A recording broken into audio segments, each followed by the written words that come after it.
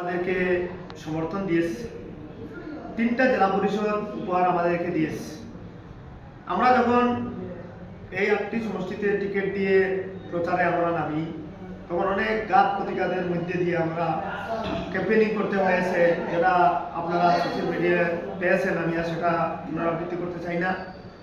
যখন আমরা প্রচারে নামি, বিশেষ করে আমি আমার কথা বলছি, যখন আমি হাইলাকান্দি জেলা কংগ্রেস থেকে স্টার ক্যাম্পেইনার হিসাবে দায়িত্ব পেয়ে মাঠে নামি, তখন উদ্দেশ্য ছিল প্রথমে এই যে সাম্প্রদায়িক বিজেপি, এই বিজেপিকে ব্যান্ড করার উদ্দেশ্য ছিল, যাহাতে ওরা একতরফা ভাবে এসে ভোট গঠন করতে না পারে। দ্বিতীয়ত উদ্দেশ্য ছিল, আমার টার্গেট ছিল যে এই যে রাজ্যের দল, অখিল গগৈয়ের যে রাজ্যের দল, সেই রাজ্যের দল বিজেপির এজেন্ট হয়ে কাজ করছে, যার দরুন এই রাজ্যের দলকে হাইলাকান্দি জেলা থেকে বিদায় দেওয়া আমার উদ্দেশ্য ছিল। সেই হিসাবে নামি তখন মানুষকে ভালোভাবে বুঝিয়ে দিয়েছি অখিল গগৈ কি জন্য হাইলাকান্দি জেলায় মাইনরিটি এলাকার 3টি সিটে টিকিট দিয়েছেন। অখিল গগৈ যদি নিজস্ব দল থাকে তাহলে 8টি সমষ্টি ছিল, 8টিতে কেন উনি টিকিট দেন নাই। প্রচারে বলেছি বদরুদ্দিন আজমলের যে তালা, যেটা জঙ্গারে খেয়ে নিয়েছে, সেই তালা দেওয়ার কাজ হচ্ছে না আমাদের আসামের মাননীয় মুখ্যমন্ত্রী হিমন্ত বিশ্ব শর্মা, যার দরুন উনি সেই তালার চাবি বদরুদ্দিন আজমলের কাছ থেকে নিয়ে সেই চাবি দিয়েছিলেন অখিল গগৈ মহাশয়।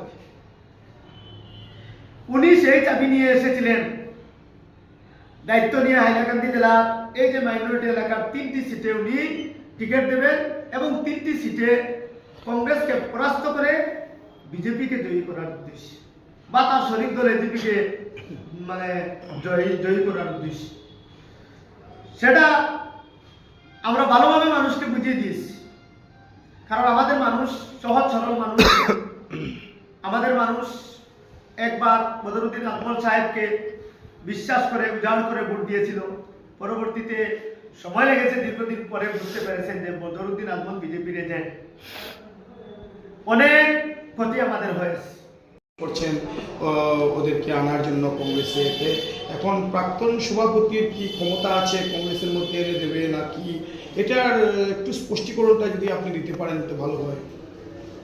উনি আমাদের কংগ্রেসের আগে সভাপতি ছিলেন, কিন্তু যখন পঞ্চায়েত নির্বাচন এসেছে এবং টিকিট বন্টন হয়, টিকিট বন্টন নিয়ে অনেক কিছু হয়েছে। আগেই বলছি আমি, সেটা অনেক জোরগুলা হয়েছে, আপনারা জানেন কি সেগুলা হয়েছে।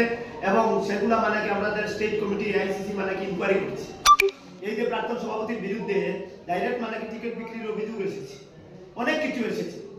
বিজেপির এজেন্ট বলেছেন, মানুষের অনেক কিছু, দালাল অনেক কিছু বলেছেন। ওর যেহেতু উপরে একটি বদনাম বিরাট এসেছে, সেটার কথা চিন্তা করে ওদের এই অভিযোগগুলো ইনকোয়ারি করা হয়েছে। আপনারা দেখেছেন সমস্ত আসামের মধ্যে কয়েকটি জেলার মধ্যে হাইলাকান্দি জেলা একটি তদন্তের আওতায় আছে। সেটা তদন্ত চলছে, কি শাস্তি ওরা দেবে প্রয়োগ হলে সেটা আমাদের এপিসিসি বা আইসিসি করবে। উনার উপরে যেহেতু বদনাম এসেছে, ওনাকে দিয়ে আমাদের হাইলাকান্দিতে জেলা পরিষদের একটিও সিট আসবো না, সেটা সেই কথা চিন্তা করে এপিসিসি আইসিসি ডিসিশন নিয়ে তড়িঘড়ি ওনাকে সরিয়ে একটি অর্ডারের মারফত হাইলাকান্দি জেলার প্রবীণ নাগরিক প্রাক্তন ডিআই ইসাক আলী বড়ভুইয়া সাহেবকে সভাপতির দায়িত্ব দিয়েছে। উনার নেতৃত্বে আমাদের এই যে জেলা হাইলাকান্দি সমস্ত হাইলাকান্দি জেলায় নির্বাচন আমরা করেছি। উনিও আমাদেরকে বলেছেন আমার মান সম্মানের ব্যাপার আছে, যেহেতু স্টেট বা সেন্ট্রাল কমিটি থেকে আমাকে একটি দায়িত্ব দেওয়া হয়েছে, সবাই আসে। উনি প্রবীণ নাগরিক, উনার কথায় আমরা যারা একটু মান অভিমান বা একটু করে যারা ছিল বিক্ষুব্ধ ছিল, তারা সবাই এসে সবাইকে উনি আনতে পারেন নাই। তো অন্তত 50% কংগ্রেসকে উনি ফিরিয়ে নিয়ে এসেছেন। উনাদেরকে নিয়ে উনি মাঠে ঝাঁপে পড়েছেন এবং দায়িত্ব দিয়েছেন। আমাকে স্পেশালি নারায়ণপুর বন্ধুপাড়ার দায়িত্ব দিয়েছিলেন জেলা পরিষদের কাজ করার জন্য। জেলা পরিষদের সাথে কিছু এপির কাজ করে আমরা জয়লাভ করে এসেছি। উনি যেহেতু এখন তখন নির্বাচনপুর, সেইভাবে উনার পথ অনুসরণ করে অখিল গগৈ এসেছিলেন আমাদের আসামের মুখ্যমন্ত্রী হিমন্ত বিশ্ব শর্মা তথা বিজেপির কাছ থেকে এই দায়িত্ব। সেটা আমরা প্রথমেই পঞ্চায়েত নির্বাচনে আমরা মানুষকে বুঝিয়ে দিয়েছি। ধন্যবাদ জানাই হাইলাকান্দি জেলার ভোটারদেরকে, ওরা যে বুঝে শুনে এটা একটা রূপ, বদরুদ্দিন আজমল ছিলেন এক মেম্বার, সেই মেম্বার আবার মানে কি বদলি হয়ে মানে কি উকুল গগৈ নামে আরেকটি মেম্বার আমাদের হাইলাকান্দিতে এসেছিল, সেটা আমাদের চূড়ান্ত ক্ষতি করে নিল, যার ধরুন আমাদের মানুষ সেটা বুঝে নিয়েছে, এই বেমারকে আর প্রশ্রয় দেয় নাই। এর আগে অ্যান্টিবায়োটিক মারিয়ে দিয়েছে, যার ধরুন এই বেমার এই রোগ এখানে কোনো কাজ করতে পারে নাই, যার ধরুন হাইলাকান্দি মানুষ বুঝতে পেরে ওনাকে মানে কি দেয় দিয়েছে। 3টি সিটে টিকিট দিয়েছিলেন, কিন্তু 3টে সিটে কোনো সিটেই আমল করতে পারেন নাই, ওদেরকে বিদায় দিয়েছে।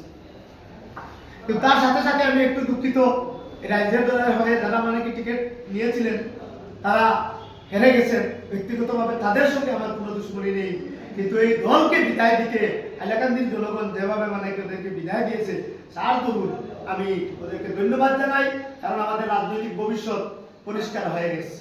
কংগ্রেস আবার ঘুরে দাঁড়াবার চিন্তা নিয়েছে, আবার ঘুরে দাঁড়িয়েছে হাইলাকান্দি জেলায়। হাইলাকান্দি জেলায় একটি জেলা পরিষদ ছিল না, এমএলএ ছিল না, এমপি নেই, যার জন্য আমরা যেহেতু এইবার 2025-এর পঞ্চায়েত নির্বাচনে 3টা সিট নিয়ে যেহেতু জয়লাভ করে আমরা ঘুরে এসেছি, আমার বিশ্বাস আগামী বিধানসভা আমাদের দখলে আসবে, এটা থেকেই আসবে। তারপর আমাদের টার্গেট যেহেতু বিজেপি গেছিল, সেই বিজেপি একতরফাভাবে 8টি সিটে যে টিকিট দিয়েছে, যেটা মানে প্রথমে আপনাকে আমাদের মিডিয়াতে স্বাগতম জানাই। আপনি মাইনরিটি কংগ্রেসের রাজ্যিক সাধারণ সম্পাদক এবং হাইলাকান্দি জেলারও একটি গুরুত্বপূর্ণ দায়িত্বে আছেন। তো কথা হলো, এই যে পঞ্চায়েত নির্বাচন যেটা সম্পূর্ণ হলো, এটাতে আমরা দেখলাম এখন কংগ্রেসের একটা সফলতা এসেছে। 3টা সিট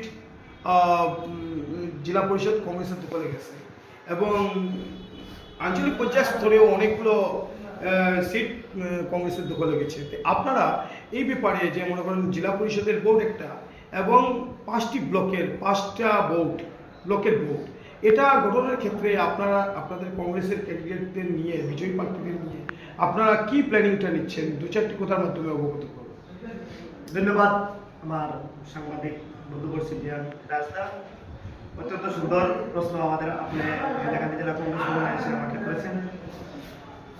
আমি এইবারের পঞ্চায়েত নির্বাচন নিয়ে বলতে চাই এটা, যে আমরা যখন মানে কি 8টি সমষ্টিতে কংগ্রেসের টিকিট দিয়েছিলাম, সেটা